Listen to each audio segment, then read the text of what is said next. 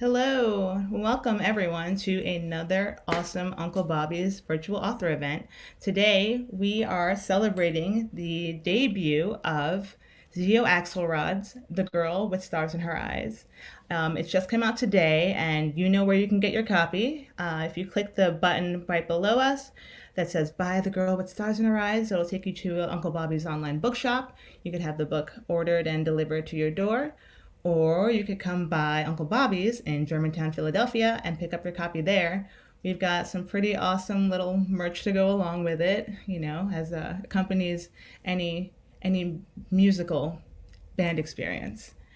Yeah, so thank you everyone for being here. I'm really excited to get into this book. After we have our author discussion, we will open up the floor to audience question and answer. And everyone is welcome to submit their questions using the Ask a Question module. You click the button and you can type in your question, and we will be getting to them. So, without further ado, I would like to introduce our author. She's a USA Today bestseller. She's an author from Philly, from right here. She's also a musician, which we're going to talk about. She's been writing novels and novellas for a long time, but this debut of The Girl with Stars in Her Eyes is sure to make a splash. May I introduce Xio Axelrod? There she is. Hey. Welcome. Thank you. Thank you And so much. Congratulations. Thank First and you. foremost. Thank you. How has the first day been? Woo, busy. Lots and lots of social media tags, lots of people to thank, and everyone's been super supportive. So I'm overwhelmed. Overwhelmed. That's great. It's great to hear. Yeah, if you would like to start us off with reading from the book, Yeah, I'd sure. love to hear it. I thought I'd read just from the beginning, since most people here aren't familiar with the story. But the book starts off with I don't say like the word heroine, but our main protagonist, Toni. She is 12 years old in the beginning, and she lives with her mother, who is a long time aspiring musician herself, who's been chasing fame for a really long time. And Toni worships her mother. She just, worships at her feet. She sits and watches her put on her makeup and her outfits. She watches her play guitar and sing. And she gets to go, as she gets older, she gets to go to the clubs with her mom and sort of sit in the corner behind the stage and watch her play and stuff, and watch how people fawn all over her. So she initially wants to be like her. And then on her 12th birthday, her mother decides she gets an opportunity that she can't pass up, and she can't take a kid along. So she tells Toni she's going to go live with her dad, who Toni has never met. So she puts her on a bus and sends her to this tiny town in the middle of Pennsylvania. And Toni is basically on her own. So I'm going to pick up where her mother, Mary, is dropping her off at the bus station. "Oh, stop your blubbering. You'll be fine," her mother had said as they arrived at the bus station in Center City, Philadelphia. "Besides, it won't be forever. You can take my old Gibson with you." "You're giving me your guitar?" "Hold on to it for me, and I'll send for you both as soon as I get established," Mary had promised. "Imagine it, sweet potato. My name on a billboard over I-95? Ray's going to make that happen. We'll be set." "What if Mo doesn't want me there?" Antonia had asked. She'd been about to board a Greyhound bus bound for Borden, Pennsylvania, a town she'd never heard of, to stay with a man she'd never met. Mary had seemed to think about it. "He probably doesn't," she said, handing Antonia her backpack. "But I've carried you all these years. It's his turn." Her mother had kissed her cheek, told Antonia to be good, and walked away. Antonia had fought tears the whole trip, and they threatened to spill over when the driver said they'd reached Watertown, Pennsylvania, their final destination, and the closest bus stop to Borden. The transit station was small, dusty, and gray, but it was a welcome sight after being stuck in a bus for about 5 hours. Antonia retrieved her mother's guitar and her small suitcase and looked for a taxi stand. Few others had gotten off at this stop, so it was easy enough to get a cab. "You visiting family?" The driver was chatty and had offered continuous narration as they made the trip from downtown Watertown to its outskirts. Antonia didn't know how someone she'd never laid eyes on could be family. Mary Bennett was all she'd ever known. From everything Antonia's mother had told her about Mo, she'd been lucky enough to grow up around him. "Didn't stop her from shipping me off to live with him, though," she thought. What would happen to her if Mo turned her away? A heavy weight settled in Antonia's chest, making it hard to breathe. Kid? Yeah, Antonia answered. She met his gaze in the rearview mirror. He seemed friendly enough, but she hugged her backpack to her chest and went back to staring anxiously out the window. I asked if you traveled all by yourself, he said. Yeah. Antonia touched the outside of her pocket of her bag, relieved when she felt the outline of the prepaid cell phone her mother had given her for emergencies. Can you put the radio on? The driver turned the knob and a twangy voice emerged from the speakers. I'm betting you don't like country. Antonia shrugged. I haven't heard that much, but probably not. Well, I'm not listening to any rap, the guy groused. He fumbled with the tuner until a familiar set of chords caught Antonia's ear. Leave that on. I love this song. Sure, kid. He gave her a quick glance in the mirror. You're a little young to know about these guys, though, aren't you? Antonia stuck out her chin. I love classic rock, and I'm not a kid. The man chuckled. Yes, ma'am. They passed a quarry and a stretch of farmland that softened the gray landscape, and Antonia thought maybe living there wouldn't be so bad. After all, it was only for a little while. But they kept driving. Past the large farmhouses and green spaces, past the colorful barns and the roadside diner and the old-timey gas station. They drove until the streets narrowed and became uneven. Great dips in the asphalt shook the chassis, and the driver, who said his name was Arnie, would take a breath and apologize before continuing his narrative on the significance of the insignificant scenery. This area is where they have the farmers market. Arnie explained that it was one of the oldest outdoor markets in the state, but to her it looked like one big dump. Wooden pallets lay stacked along the rows, topped with what looked to Antonia like garbage, matted straw and rotting food. Not a place she wanted to visit. Despite its fresh air and open spaces, Borden had rows and rows of boarded-up buildings and empty, overgrown lots. It wasn't home, and it never would be. Home was with her mom, 153 miles south. Once Mom gets everything worked out, she'll send for me. The thought comforted Antonia a bit. Life would return to normal, and this ugly, broken place would be nothing but another weird story to tell the kids at school. Why not? They already thought she was pretty weird anyway. Arnie turned into a street lined with buildings that had definitely seen better days. White vinyl siding covered most of the brick facades. On the corner sat a 3-story building with a sign over the door that read Moe's Tavern and Bar. The upstairs windows were dark. Antonia had seen plenty of places like Moe's before, and though it was a slight step up from the crab shack she and her mom had been living above for the last few months, she'd give anything to go back there. Here you are, young lady. Arnie popped the trunk and got out to retrieve her stuff. She hesitated, staring at the bar from the back seat of the taxi, unsure of what she'd find when she went inside. Memories of the night before flashed through her mind, and fear had had her hand tightening on the door handle. Antonia considered telling Arnie to take her back to the bus station, but she didn't have enough money for a ticket back to Chester. After everything that had happened, she wasn't even sure if her mom had stayed there. Out you go, Arnie said, opening her door. Her bag sat waiting on the sidewalk. I've got time for another long-haul fare before I quit for the day. Antonia grabbed her backpack from the back seat and stepped gingerly into the crumbling sidewalk. The air smelled different here, metallic. She scrunched her nose. We're close to the train tracks, that's what you're smelling, Arnie provided.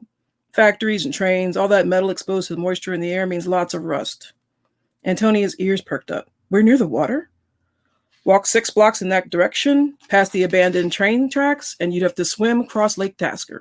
Arnie hooked his thumb toward a clump of trees in the near distance. Not good for much more than dipping your toes in, though, unless you want to grow a third arm. He held out his hand, and Antonia looked up at him, confused. Arnie's expression turned suspicious as he eyed the building. You do have money, don't you? Or do I got to go inside? Oh, Toni reached into her book bag and pulled out one of the $20 bills her mom had given her. Is this enough? The cabbie groaned, but he took the crumpled bill. Hardly, but I'll cut you a break. You look like you could use one. He shoved the cash into his pocket and rounded the car, slamming the door once he was inside. Antonia watched the cab pull away, her stomach tightening more the further the taillights got in the distance. A cloud of dust had kicked up in the cab's wake, and she had to shield her eyes. They stung and watered because of the dust, and not because she was crying. She was 12, not 2. When the air cleared, Antonia wiped her eyes with the hem of her shirt and blinked. Wiped them again. It didn't matter. The tears kept falling. Her mother had really shipped her off to some weird little town that looked like a set from a dusty old movie. She half expected a tumbleweed to come rolling down the street. For the first time in her life, Antonia felt truly alone, but she didn't want to meet her father like this, wet and weepy and desperate. Antonia rifled through her backpack for something to use on her dripping nose, relieved when she found a clean napkin. Balling it up, she shoved it back inside when she was done. She fished out her brush and tried to tackle her hair, determined not to go into the bar looking like an urchin. Hey, Antonia shot up straight. Across the street, a boy stood staring at her. He wore ripped jeans and a t-shirt that read Caspian's Ghost in faded gold letters. With long dark hair that fell into his eyes, he looked like a rock star, like he stepped right off the pages of Rolling Stone. He hadn't been standing there the whole time, had he? You okay? He asked as he walked slowly across the street, without even bothering to look for traffic. I'm fine, Antonia replied, lifting her chin. His gaze slid over her, sizing her up when he got closer. Never seen you around here before. Freckles dotted his nose and cheeks, and there was a small white scar on his left eyebrow.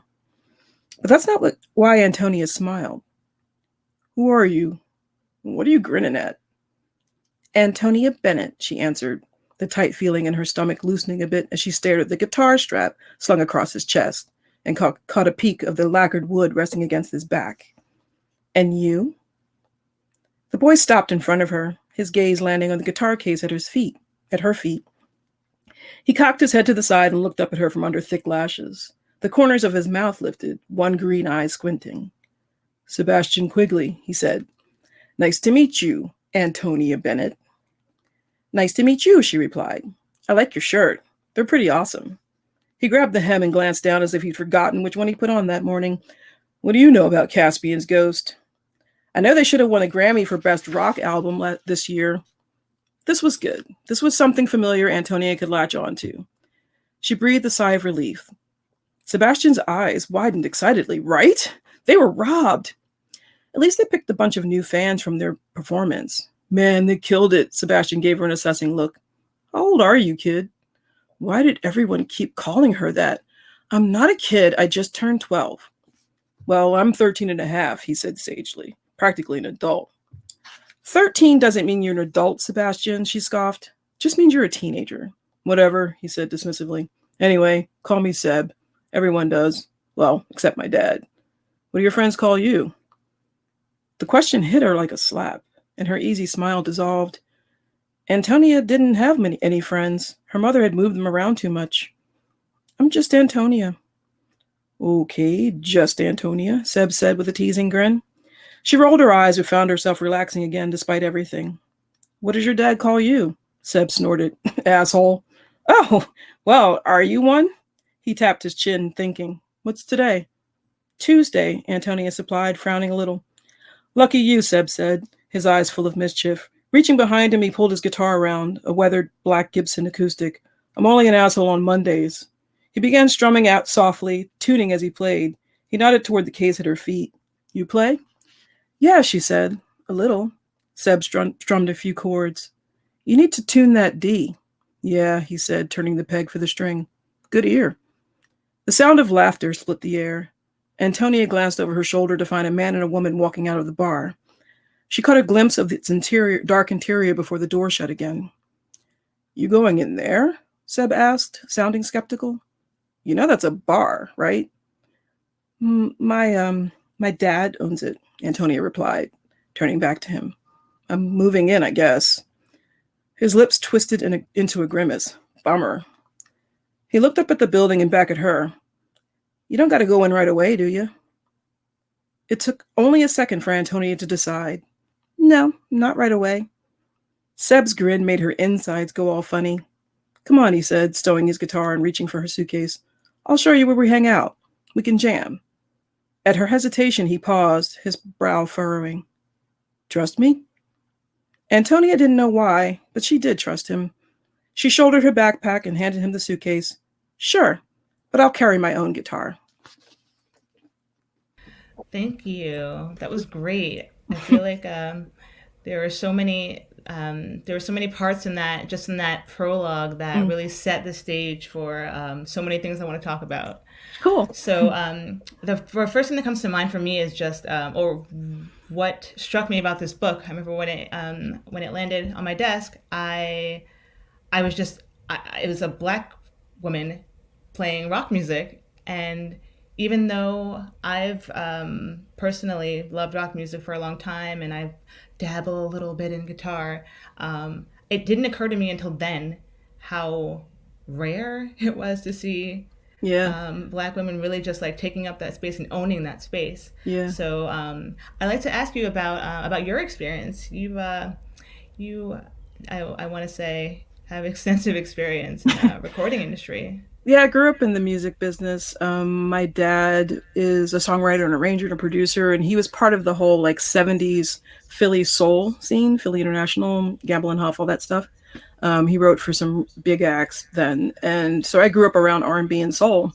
And pretty much that was all I knew until I was maybe 12 or 13. And then, flipping channels and flipping radio stations, I came across like this screeching guitar sound. And I was like, what is this, And I discovered classic rock, or what they call classic rock. And I was like, how did I not know that this stuff existed? And I just fell down this rabbit hole of listening to nothing but rock for long, much to my father's chagrin. But I just fell in love with, like, I don't know, the instrumentation and the storytelling and the aggression and, all the angst that you have when your hormones are developing as a teenager, all that stuff I could channel into this music. And so, but yeah, it was a lot of, white dudes, but it was still the music that spoke to me. So when I got older and I was like, yeah, I want to do music. And of course people look at me and they go, oh, you sing blues, you do jazz, you're a soul singer. And I was like, nah, man, I want to rock out. And they were like, So I ran into some of the resistance that I wrote into Tony's storyline in the book. Okay, cool.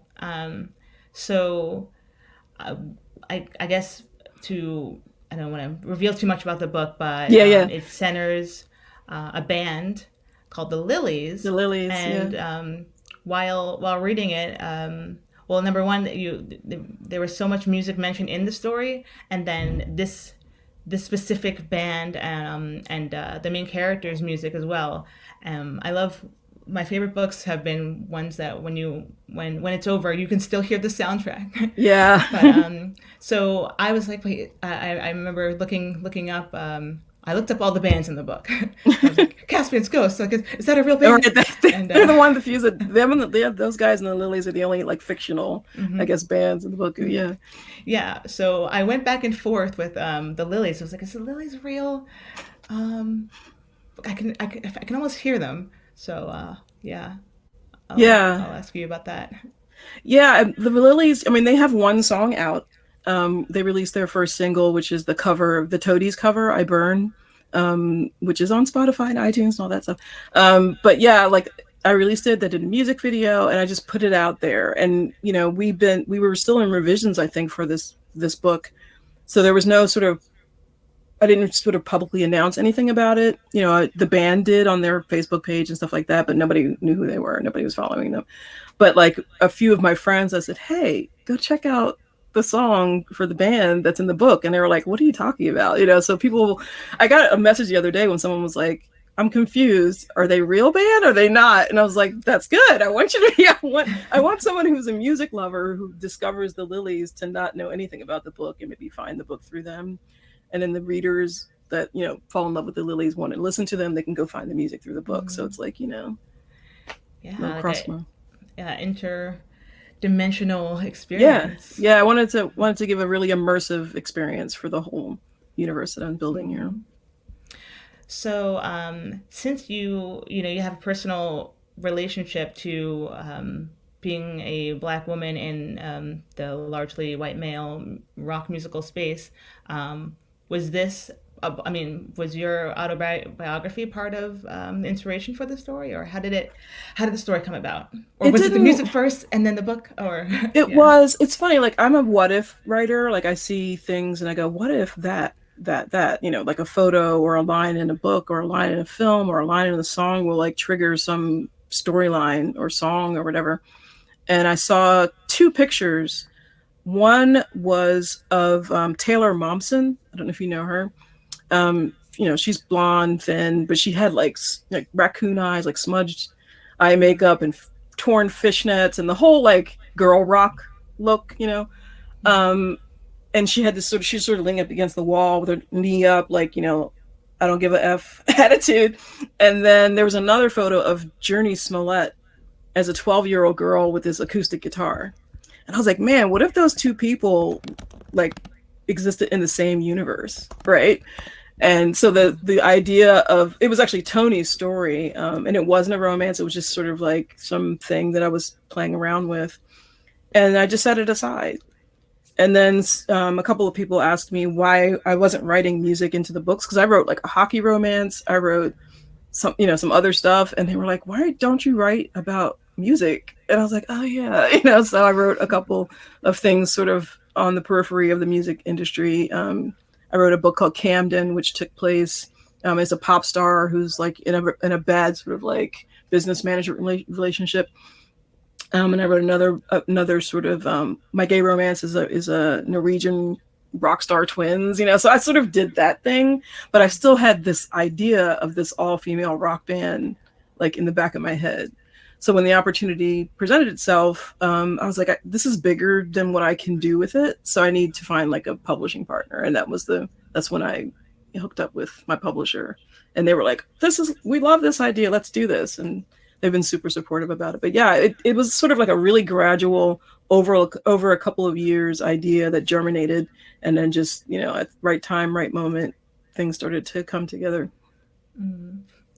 As we were talking about briefly before we came on, I'm not a very big romance reader, but when I saw the book and just the setting that it took place in, I was like, well, I gotta read it. So why? When and how did you get started writing romance?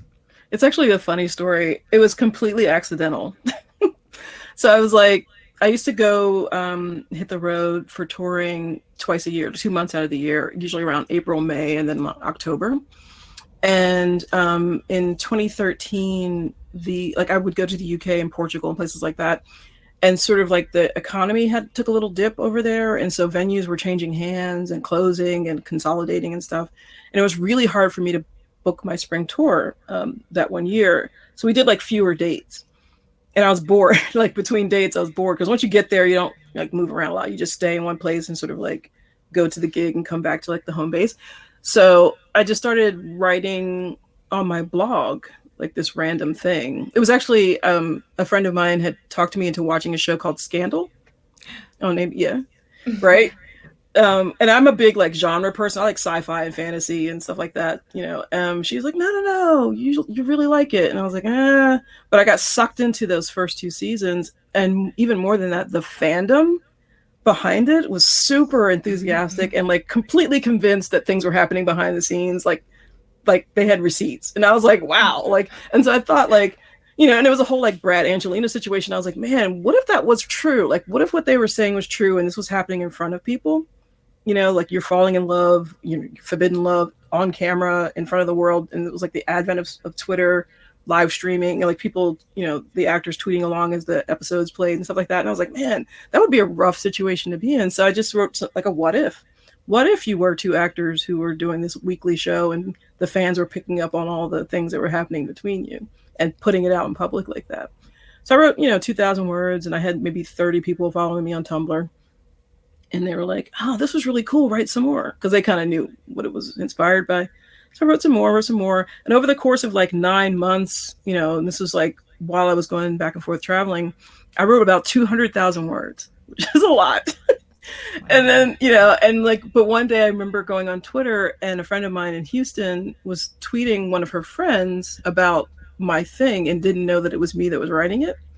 And so I was like, what are you guys talking about? She's like, oh, this woman, she writes this thing and it's like loosely, around Scandal and it's really awesome. And she puts up a couple of chapters a week. And I was like, that's me. And she was like, no, it's not. So I sent her the next chapter and she was like, oh my gosh, everyone is reading this. So it had gone viral and I had no idea. So by the end, a friend of mine who was getting into publishing herself, she was like, look, what you've written here is kind of like a romance novel. I belong to this organization of romance writers. Come with me to their conference, bring it with you, see if you can do anything with it. And I was like, I've never written a book. I don't know anything. I've never read a romance. Like, I don't know what you're talking about. So she like gave me some names and titles to check out. And I think I sped read like 4 books the week before we went to the conference. And I go there, I had my little business cards made, and people were like, what do you write? And I was like, books? I don't know. I knew nothing. I was so green.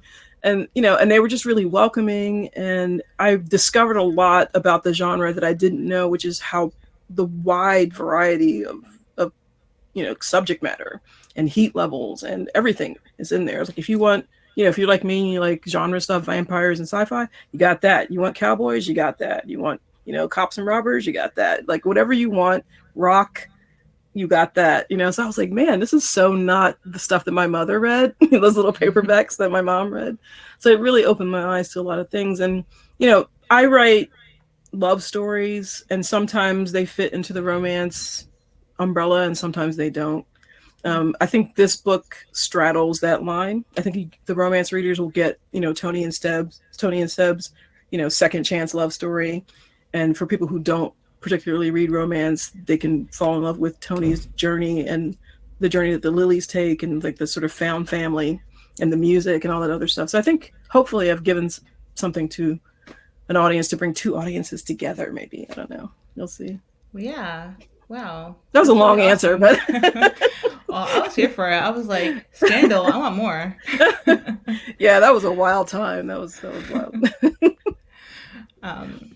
So there was, part of what I found was interesting, because I feel like I read romance when I was younger, just preteen, and wanting to put myself in stories and imagine what it would be like when I was older, and dating. But rarely, I want to say, yeah, it's definitely when I was younger. I'm not sure what it is like now, but rarely did I I did see Black female characters, but also interracial romance relationships. On one hand, I feel like the incidents and the discourse, or just the occurrences, are more and more frequent as time passes, but the representation is different, I think, in for a lot of things that I've read. Can you talk about why you chose to center this specific like interracial relationship? Part of it was the setting, where she goes into middle of Pennsylvania. It's just it is what it is demographically. And I wanted her to have a window into the world that she loved, which was rock.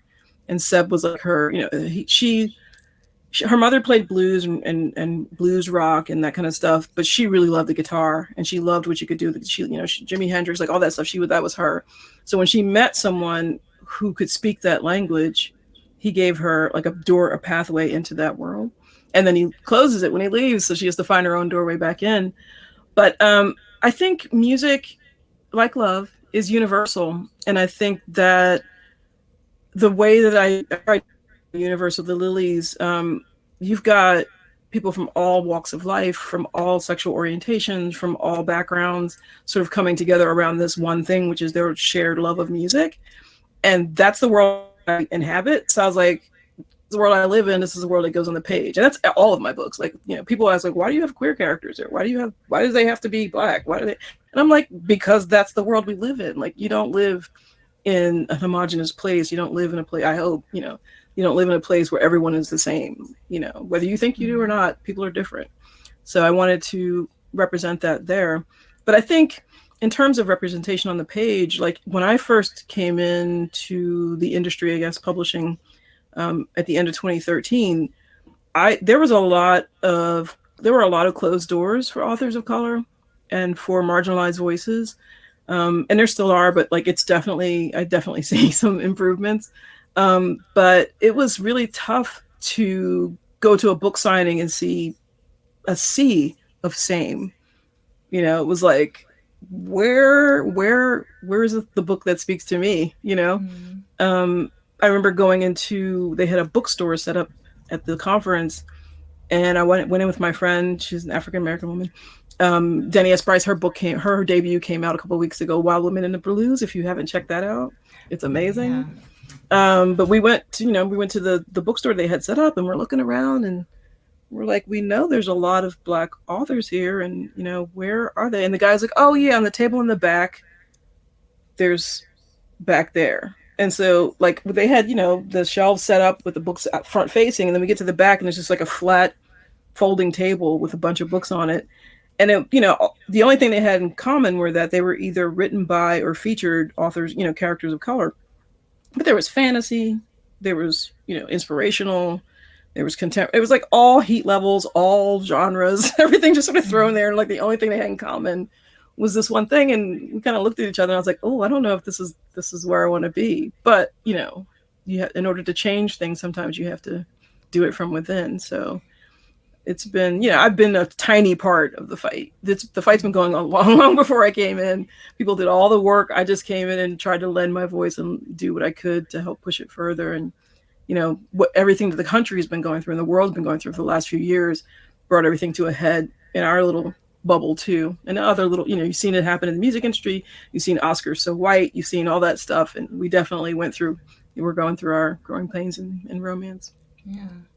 From what I understand, just from some experiences of different like romance writers that I've talked to, I guess it's up to you if you want to if you want to share your name and your personality and your race with your audience, or if Yeah. you would rather just let the book speak for itself. Yeah.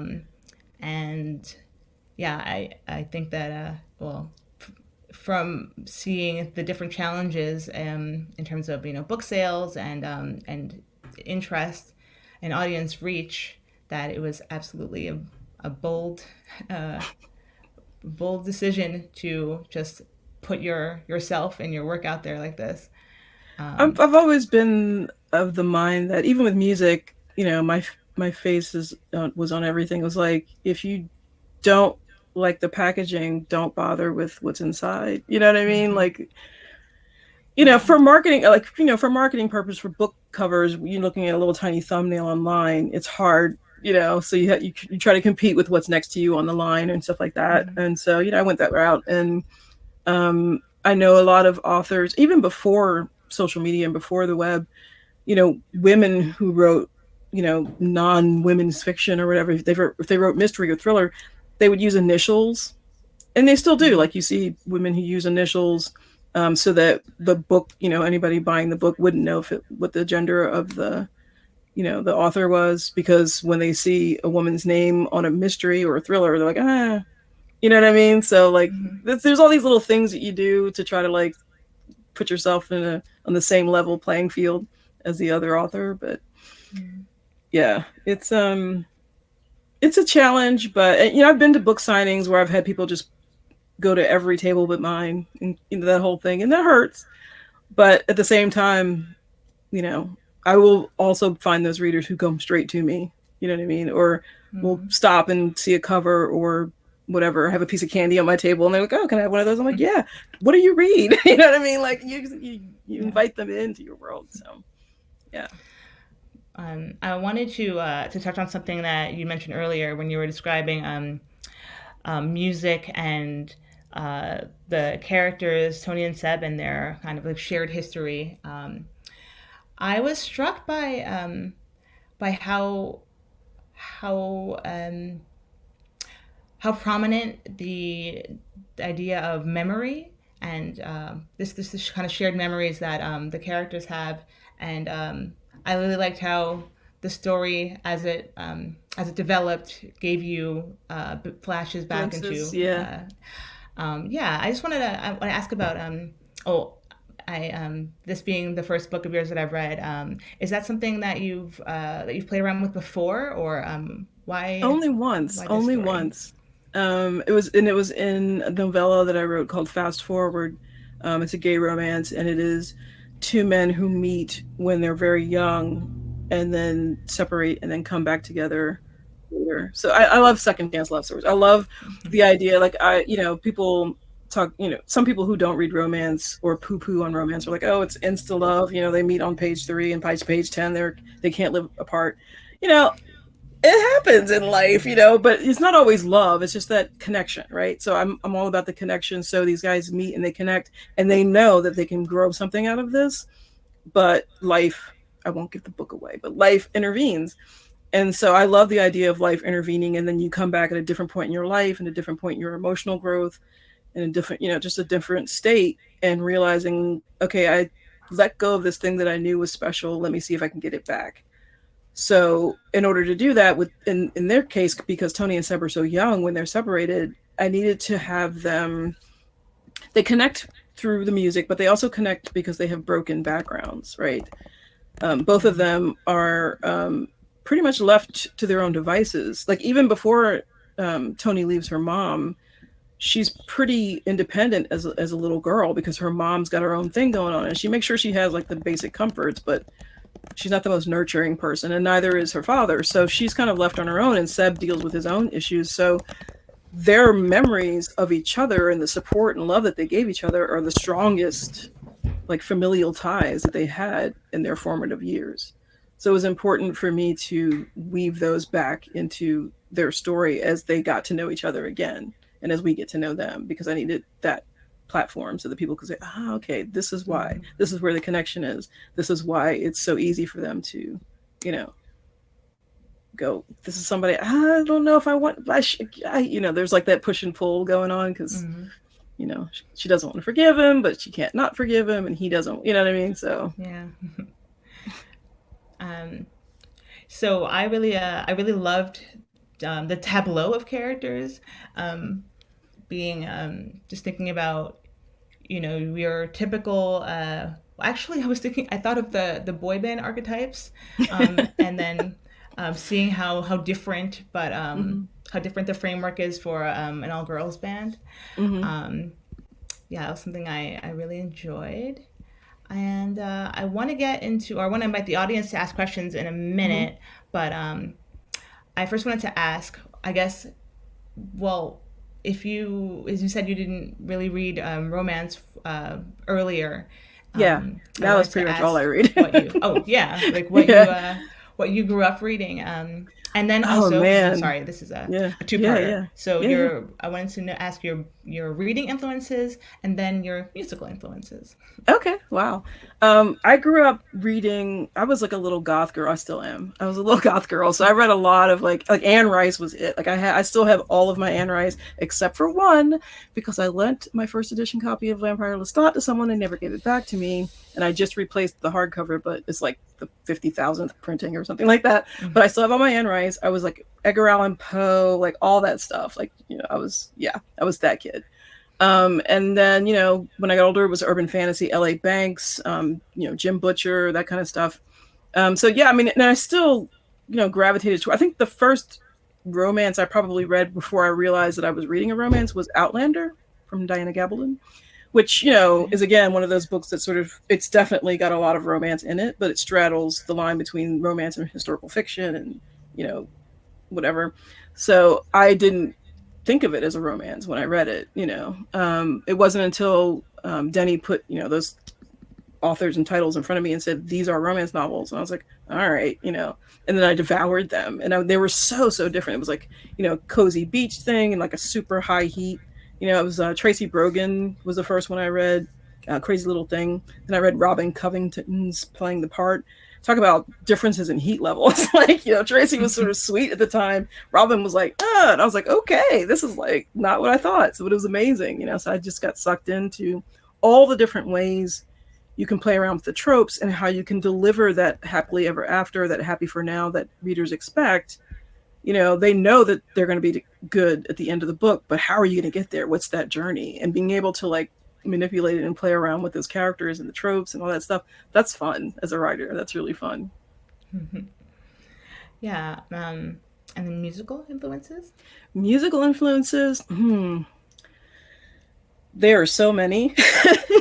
Vocally, I think I go between like Sade, Karen Carpenter, Blondie, Chrissy Hind, like those, in there, like my vocal range.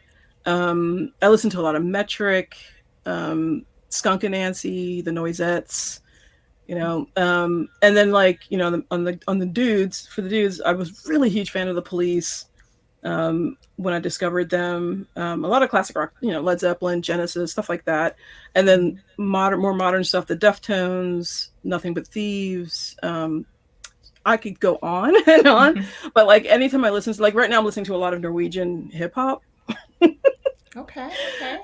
Because I've been obsessed with everything Norwegian for the last few years. But yeah, like I'll discover a sound or a movement in a country or state or town, and I just like fall down the rabbit hole as far as I can go until I hit the bottom, and then I go, okay, I've absorbed that. It's part of my lexicon now. What's the next thing? Yeah, I was wondering why. Well, one of the main characters Lily. is Norwegian. Yeah, And she's then Norwegian. also there were bits where I believe it was Norwegian that was spoken, or she Yeah, was. yeah, And I was like, I wonder if this is yeah. real. But Yeah, she is. yeah, Yeah, it is. She that's is, cool. and her book is, as the series goes on, her book is last, so you get to know her a bit more as the series goes on. Okay, so yeah, that's what I'm glad you touched on that, because I was wondering, when I just found out just maybe a day ago that there's going to be more, Yeah, and I was I'm wondering not done. what that would what's in store, Well, for the the readers. book two, which I believe is coming out March of next year, is The Girl with Rhythm in Her Heart, and that is our drummer Kayla. And my pansexual cinnamon roll of a hero that she falls in love with, Ty. I love him so much. I love them. They're amazing. But you get to see, more of Tony and Seb. You get to see more of the Lillys together, and life on the road and all that other stuff. So, because as the series goes on, their star is rising. So you get to see all the little behind the scenes things that happen with something like that. I can't believe that you've turned me into a, like, I need to know what happens. I'm gonna be following the series, and I can't believe I'm like into this romance series. Yeah, see, we But suck you in. it worked. So we have some questions from the audience. Um, this one, I'm going to. This is from Mary Altman. The electric unicorn becomes a second home to Tony and later the band. Are there any real life bars that inspired the unicorn? Being that it is set in Philadelphia. Full disclosure, Mary is my editor. Oh yeah. So she's Thanks, like, Mary. she's like, probably trying to. This is probably something that's going to show up in my notes. Like, you need to talk more about the electric Oh no. unicorn. Is probably a compilation of a lot of the places that I played in Philly that aren't here anymore, Oh unfortunately. no. There were a lot of little places in Northern Liberties, like, people who are from Philly will know what I'm talking about, but like, these like storefront coffee shops and bars and stuff, that have all been gentrified now. But there was always a little spot you could go to. Like Philly is very pockety when it comes to its music scene. Like, we had the Center City scene, and then you had the West Philly scene, you had the Manioc scene, like, and they never mixed. And so I had an open mic, like an open stage thing called the Sound Lab. And I used to invite people from different parts of the city on purpose, just so I could get them to meet each other, because you had these groups of musicians who didn't know each other. So, and that place was called La Taza, and it was an awesome little sort of bi-level restaurant bar thing in Old City, and you could go in there with your amps and your stuff, and they go, yeah, go head down, go play whatever downstairs on the stage. And there were all these little places like that around that aren't here anymore. More places are opening, Mm-hmm. I think, especially now that we're coming to the other side of this pandemic. But yeah, I think the Unicorn was just that place that was like, as a up and coming musician, you had that home base. It was like you knew the crowd, you knew the bartender, you knew the owner, they knew you. If somebody flaked, they could call you and say, hey, can you play tonight? That kind of thing. And so the Electric Unicorn is that. It's Tony's comfort space, because she actually loves performing, but she thinks she hates it.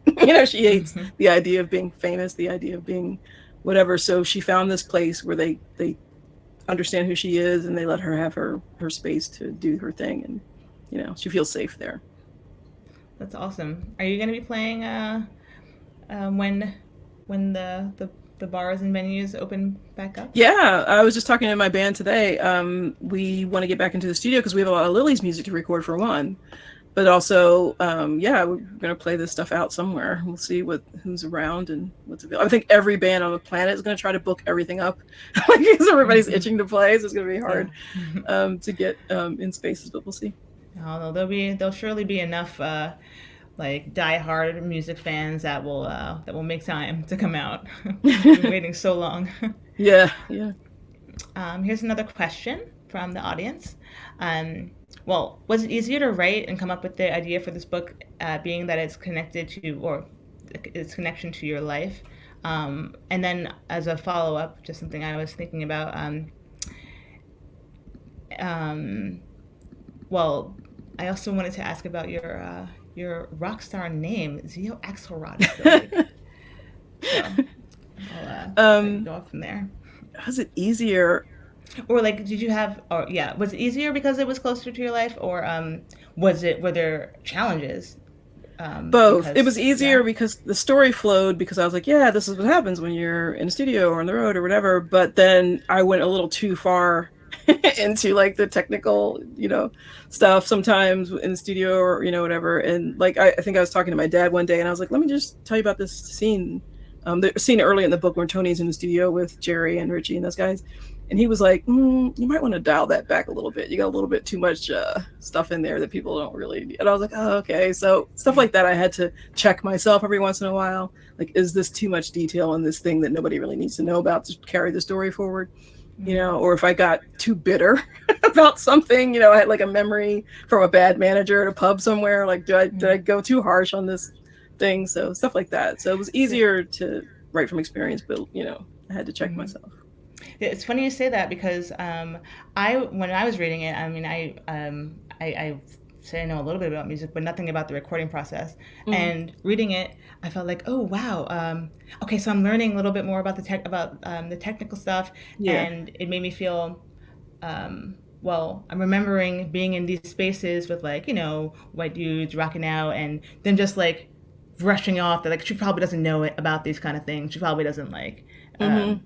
She doesn't know the technical words for things, so now I kind of feel like, well, now I do for the next time. That's awesome. Yeah, they're very dismissive of Toni too, and she doesn't have the technical knowledge; she has the ear and the eye, and that's what Richie sees in her. Not to give a lot away, but like she's one of those rare people that's like multi-instrumentalist, and I didn't want to make her too much of a unicorn. But those people, if you look at one of the people that inspired her was the artist Her. Her is like a phenomenal singer, phenomenal guitarist, phenomenal piano player. Like, she could probably act, she could probably, do trapeze. We don't know. Like, she is just one of those like multi-talented people. I'm like, those people do exist, and those people tend to succeed. They tend to, talent will out. So like, she had a real life inspiration. Yeah, that's awesome. I wonder, I guess, this is the micro question in the book, but then the macro for all of our experiences is, it's hard to tell from the parts in the story where she does meet some opposition, just based on her identity, if it's, because she's a woman in this space or because she's Black in this space. We can never know which one is at the helm, right? Yeah, exactly. And she's used to both of it, so she's just like, here we go. The one scene when she's on stage and the heckler is yelling out things, all of the artists that he yells out are Black, and the only Black artist that he can think of, which is something that used to happen to me all the time. And it would drive, even reviews I've had, the people were like, this songs like Sade, I was like, this song don't sound anything like what? This doesn't sound anything like but that was like the one person that they could think of or something. It was really odd. A really unconventional R&B song. Let's see, we have another question, and that is okay. This we haven't mentioned this character yet, Candy, being a fan favorite. What role will she play in future books? Yeah, Candy's not going away. Uh-huh. So I've had people ask me if she's going to get her own book. When I said there were 4 books, they're like, well, where's Candy's book? I'm like, ooh, wow. Okay. So I'll have to think about that. We'll see how it goes, but she's definitely going to be around. I think almost everyone that you meet in book 1 will be around in some capacity as the series goes on. Like, Tony's mom is not gone. So, Mm, you know, wow. yeah. I think that that's something that I guess I forgot about the genre of romance is that it's really like you get close to the characters Hmm. and then they evolve, not just in one Yeah. story, but I think the Yeah. idea of being able to see this group story from the different band members' perspectives is going to be really exciting. Yeah. I hope so. Um, so there's a few more things I wanted to ask, just because Sure. I'm a book and rock nerd. But well, would you have any advice for Black female romance writers, and or if anything that you've learned along the way that you wish you'd known earlier in your writing process? I feel like a lot of the work was done before I came on the scene. Like, Beverly Jenkins, Brenda Jackson, these guys, they're queen. Like, they've been around. They set the stage. I think what I brought was I came in at the tail end of like the indie boom. Like, everybody, like all the indie authors were doing really, really well right before I decided to indie publish. They were just killing it, and a lot of them still are, but they were just like, the Kindle was, I think, still sort of new to people, and like, and so yeah, so people were discovering indie books, and you were allowed to tell stories that traditional publishers didn't know what to do with, and I think now you still see some of that. You still see a lot of stories that traditional publishers just don't know how to handle, or how to market, or if they have a readership or whatever. And the indie authors are like, oh yeah, I know how to do it, and they do it. So now you're Mm-hmm. seeing traditional publishers sort of go to indies and say, hey, you want to write for us? Or we like that idea, we're going to steal, or whatever, whatever it is. It's like they see them succeeding in an area that they hadn't succeeded. So I think my advice would be, if you have a story that you really want to tell it. Find the best way to tell it. Learn your craft. If it means self-pubbing, self-pub. If you can't, if you feel more comfortable telling your story that way, then do it, but make sure it's strong. Do all the work. One thing about self-pubbing is that you got to do it all yourself. You have to work with the editors and the cover and all the other stuff yourself. If you decide to go with a publisher, find a partner. Find a place that you will respect your voice and respect your vision, and want to work with you as an author, and they don't just see you as a commodity, as a little quota box to check for diversity or whatever. Like, just take care of your craft and take care of yourself, whichever way you decide to go. All right, that's some solid advice. Thank you.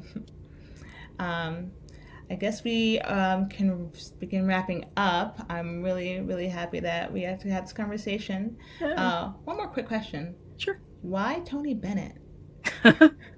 So there are quite a few people in my family. I have people in my family who are well known, but I have people in my family who are not well known but have really famous names. Like, there was an Elizabeth Taylor in my family, there was a Toni Bennett in my family, and I always, that's like an inside family joke where you tease them, like, what was it like being Elizabeth Taylor when Elizabeth Taylor was Elizabeth Taylor? You know what I mean? So, like, I just thought it would be interesting to have Toni, a young Black woman, have a older white man's name, like famous name, because Mm-hmm. they see the name and they have like connotations, and then they see her and they have other connotations, and then she defies them all.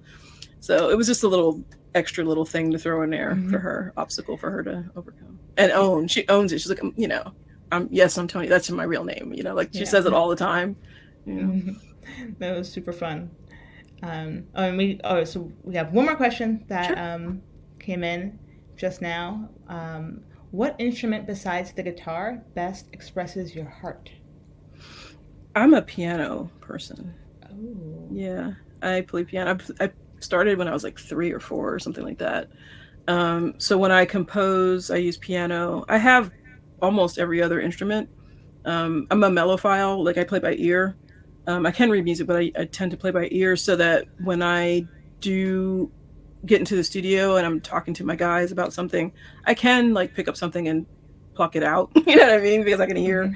you know, but I'm not a guitarist, I'm not a bass player, I'm not a drummer, but you know, I can fake it if I need to for a second, like five to 10 seconds or so. But piano is my instrument, after voice, which not today because Wow. I'm a little scratchy, but yeah, piano is my instrument.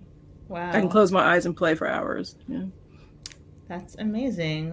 I mean, I think it's well, it's remarkable that you've got this multitude of talents, this music and then the writing, and you were able to marry them in a way that you produced a book that you can hear it, Oh, thank and it's you. just been an amazing experience.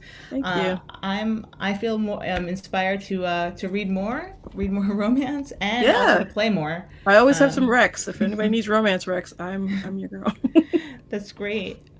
Thank you so much. This has been great. And the book hit the stands today. Yeah. I dare say we're gonna see a lot of buzz. Definitely, I can't stop talking about it. Thank you. Thank you so much. Yeah, thanks for joining us. And Anytime. thanks to everyone who participated. Thanks, everyone. Please go pick up your copy of the book. It's an absolute pleasure. And I'm so looking forward to seeing more. The next installments. I wanna listen to it. I'm gonna pimp out my playlist Yeah. to accompany the. Make sure you follow the Lillys too, because the story will progress through the social media stuff. Like I have all kinds of plans. Oh wow! Well, I'm so excited to find out more. Awesome. Thank Thanks, you. Xio. This was great. Thanks everyone for tuning in. Bye, Have a everybody. great Thank night. you. Bye.